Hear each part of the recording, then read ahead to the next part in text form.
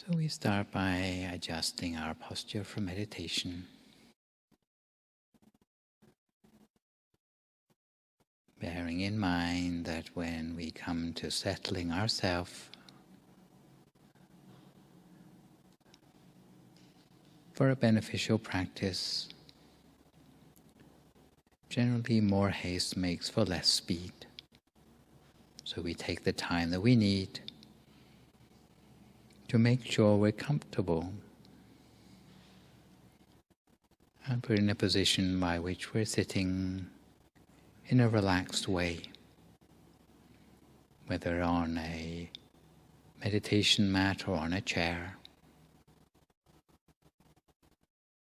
by making sure our body is relaxed first of all.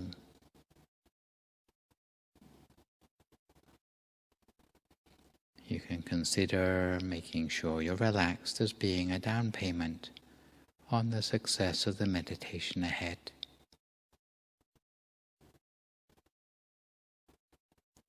So each time we sit for meditation, the main thing we need to do is to bring two things into balance, namely being conscious and being comfortable in equal measures. So when we start out, we focus simply on relaxing our body, whether we're sitting on a chair or on a meditation mat, because relaxation is at the heart of meditation. And only by starting from a certain level of relaxation and calm can our mind truly settle. We make sure our body is relaxed, and even the way we close our eyes should be as gentle as possible. Naturally, as if we're about to go to sleep.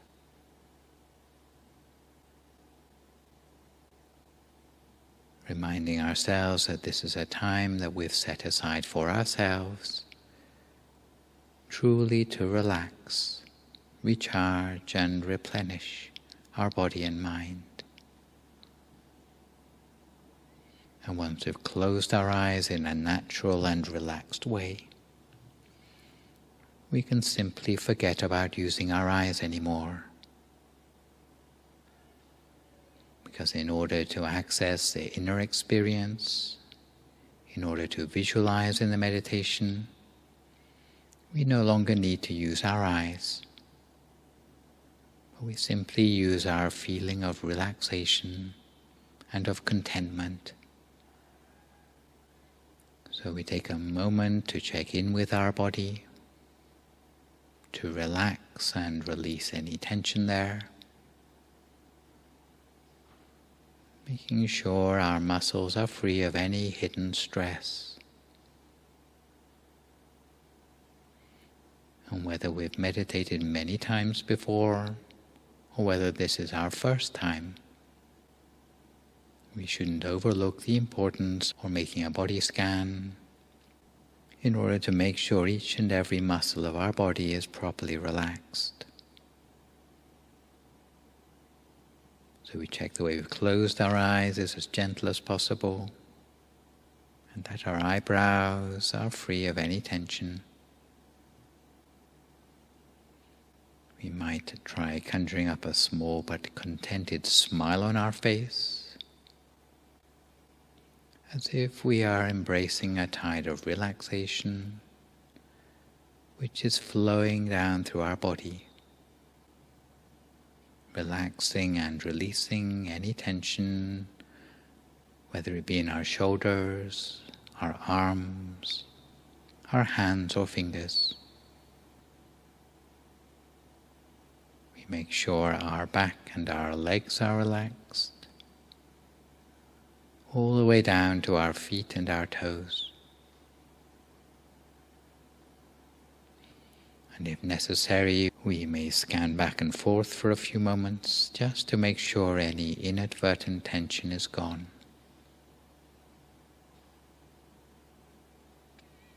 And at this point we might take a deep and soothing breath all the way in and feel the cool and refreshing air as it fills up our body with relaxation, calm and contentment. Even as we exhale slowly and gently, we might allow that sense of relaxation and contentment to spread outwards, blanketing us with warmth and comfort, allowing us to feel calmer, more relaxed, almost as if our body has become weightless and free of any constriction or tension. And when our body is relaxed, our mind will also start to feel relaxed as well, because in many ways the two are connected to one another. But to help our mind become calmer still, we just need to put aside any mental chatter while bringing our awareness back into the present moment. There's no need for us to worry or plan, because these will only detract from our peace in the present moment. And although life may demand for us to pay a lot of attention to others around us in the world and their well-being, but meditation is time for us at least to start with ourselves, to give time to our inner well-being, to make sure our mind is in the right place, a positive place, a brighter place. Because for every second that our mind is in the present moment, contented and patiently observing, and it's as if it is immersed in that beneficial energy arising from the meditation. And this is why every step of the way during our meditation should be a pleasure to us. Every moment of the meditation ought to be one where we are taken into a deeper place of calm and relaxation. So there's no point in worrying about getting to a destination or a goal, because it's more about enjoying the journey, enjoying the meditation session every step of the way. And if we can engage with the meditation in this way, it will ensure our inner journey is smooth and fluid, and before we know it, we will have reached our destination even without realizing it. So for now, we don't dwell too much on where we're going, because it will only pull us away from the present moment. We try to avoid any expectations or anticipation, while remaining in the here and now, simply relaxing for the interim. And in order to help us to stay in the present moment, we bring our attention to focus at a single point. And that point can essentially be anywhere we like, whether it's at the center of our body, elsewhere in the body, or even outside of us if that's more comfortable. Focusing the mind by whatever method we feel comfortable with, whatever is easy for us to use. It might be visualizing an imaginary object or feeling one. It might be observing what is already there, or it might be using the mantra. The key is to apply our mind gently. And if we're imagining an object, it might be something like the full moon, a sun, or a shining star within. We can imagine it however or wherever we like, as long as it leaves us feeling calm and relaxed. In essence, the visualization or the mantra is just a skillful means to keep us in the present moment and to keep us relaxed, helping our mind to become calm and still. And if the thoughts in the mind are persistent, then we can call to mind the traditional mantra with the words Samma Arahang, Samma Arahang, Samma Arahang. Or perhaps even use an even simpler mantra like the words brighter and brighter, clearer and clearer, brighter and brighter, clearer and clearer. Every time we repeat the mantra, it's like a soothing lullaby that will coax our mind back to a natural state, free of extraneous thoughts, while allowing the mind to relocate itself in the present moment. Eventually we'll come to a point where all we want to do is relax. And if it's easier for you to make use of a feeling, then it may mean that your meditation entails nothing more than allowing yourself to tune into that feeling of relaxation, doing nothing, simply letting go of every other thing, simply allowing your thoughts to grind to a standstill, in accordance with the advice that is the legacy of the founder of our tradition, that stopping the thoughts in the mind is the key to success. The way we allow the thoughts to come to a standstill is by being relaxed and being calm, allowing the thoughts to grind to a standstill on their own, through whatever relaxation we feel in the here and now. The key is just to be content, simply to focus, to appreciate what we have right now, and not to worry about what's to come or what's lacking.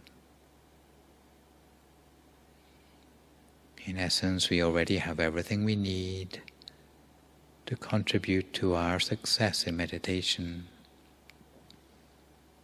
As long as we feel calm, comfortable and relaxed, all we need to do is to surrender to that sense of patience and calm.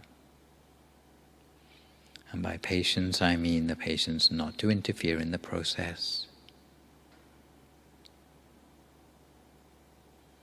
In any case, before we know it, this relaxation will begin to grow and expand, allowing us to feel more and more content. Because inner peace, the gift of true happiness, has always been there within us. And the key to unwrapping that gift is simply to be content, to let go and to relax.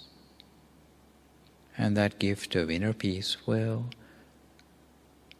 gradually unwrap itself, releasing inner contentment and the brightness that has always been within us, waiting for us to reconnect with it.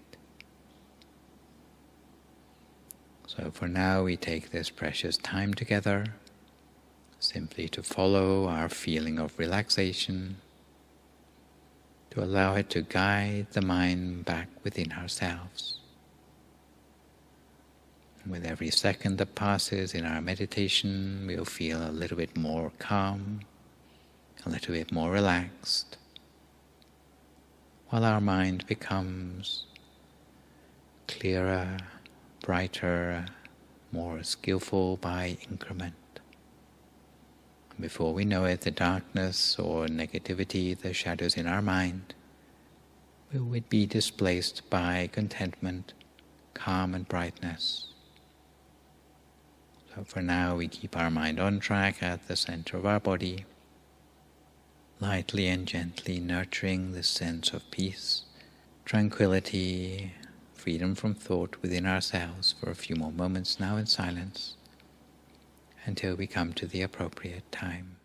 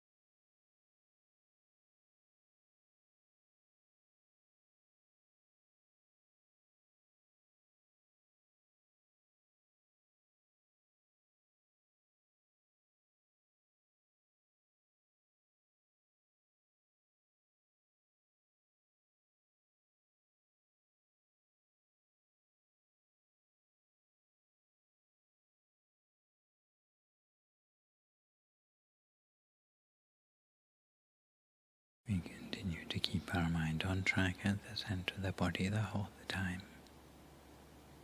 Lightly, gently and continuously. We find our mind wanders away onto other things each time we realize. We just bring it back again to the center of the body as before. If the inner object disappears, we can conjure up a new one. And if it changes, then we just follow it in its new form. One way we can understand the way the mind works is by a metaphor of an old, leaky garden hose that has a lot of holes in it.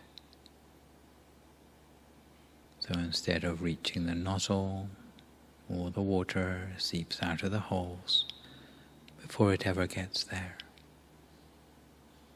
Any water that reaches the end of the hose is very weak and very feeble. But if we were to plug all the holes in the pipe, then we'd be able to transform that old leaky hose into a power hose. And the mind works in just the same way. When we have a lot of distractions, pulling our attention off to the past or the future, to thoughts, theories, daydreams, or any other sort of thing, then the focus of our attention becomes feeble. However, when we can learn to focus our attention, it's like plugging the holes in the pipe. We recover very powerful, very focused attention. When it gets to a certain level of refinement, we would start to be able to call that samadhi, or proper concentration. The mind that's concentrated in a state of samadhi can know things on a very, very subtle level, such as attaining a state of one-pointedness and unification of the mind. Some people already think they're there when they detect some sort of joy in their body. But if it's truly samadhi, if it's really the state of samadhi, then it will be a state of uninterrupted knowing of the mental object. So it's not an object that we know through the five senses, it's not a bodily sensation, but it's an object arising in the mind, sometimes perceived as light. It becomes possible to know that object uninterrupted for potentially hours at a time. The uninterrupted knowing means that no interrupting thoughts arise at that time. No sound around us disturbs us anymore. No sensation in our body can distract us. Often we don't even notice the passing of time, because our awareness is so completely absorbed onto the object of our meditation. And this is often accompanied by a natural sense of bliss and joy, which is the equivalent of plugging up all the holes in the garden hose. So for now, we continue to cultivate our sense of one-pointedness in the mind, keeping our mind on track at the center of the body lightly and gently for a few more moments now in silence, until we come to time for some loving-kindness meditation together.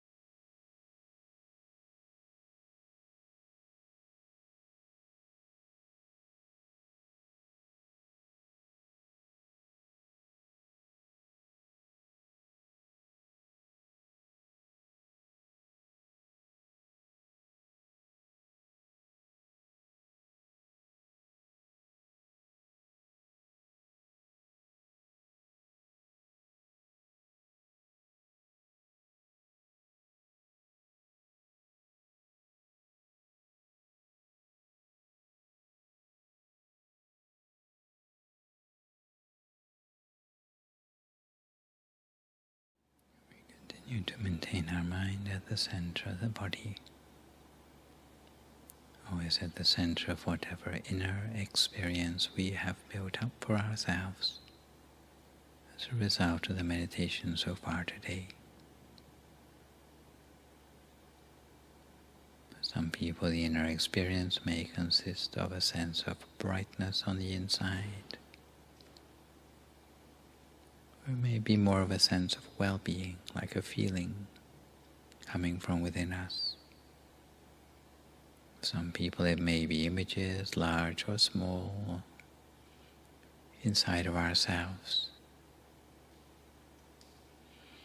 But as our mind becomes calmer and more peaceful from within, we may start to notice that the mind becomes more positive, becomes more clear and bright, almost as if we can feel the warmth and brightness from within, shining outwards like the light of a candle, or the aura around the full moon.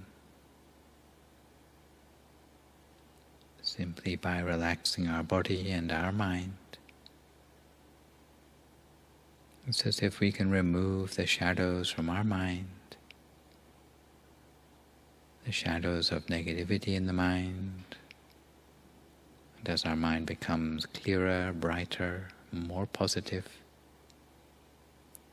it will attract things of the same nature into our lives too, all the things on the same wavelength, whether it be positive situations, things, people, or opportunities. And it's why it's said that when your mind is in the right place, then the rest of your life will also fall into place. So now that our mind is brighter, clearer, and more positive, we take the time to spread this positivity, allowing the brightness to spread as if we would spread a smile across our face. But in this case it's like an inner smile, a true smile from within, that we can spread and share to others. Because of the potential of the mind, this positivity can be shared outwards for the benefit of our friends, of our family, of our loved ones, simply by imagining their faces or their names, extending that positivity together with a wish that they be happy, healthy, as well as having the chance to meditate, so that they too can find their own sense of inner contentment and inner peace. We can imagine almost as if the calm that we feel within, the relaxation that we feel right now, the warmth and brightness within us, is shining outwards to pervade all sentient beings with that same warmth and contentment. And as the light of positivity grows beyond ourselves, outwards to our family, friends, others sharing our neighborhood, transcending differences and distances, we feel that we're connected together through this positivity, by this peace that we feel together. This is how the world can become a brighter place, starting from ourselves. So from a better you, it comes to mean a better world for all. That we continue to spread our positivity, good intentions, good wishes for ourselves, for our family, for our friends, wishing them all to be healthy, happy, and protected from any negativity, danger, sickness, now and forevermore, for a few more moments in silence.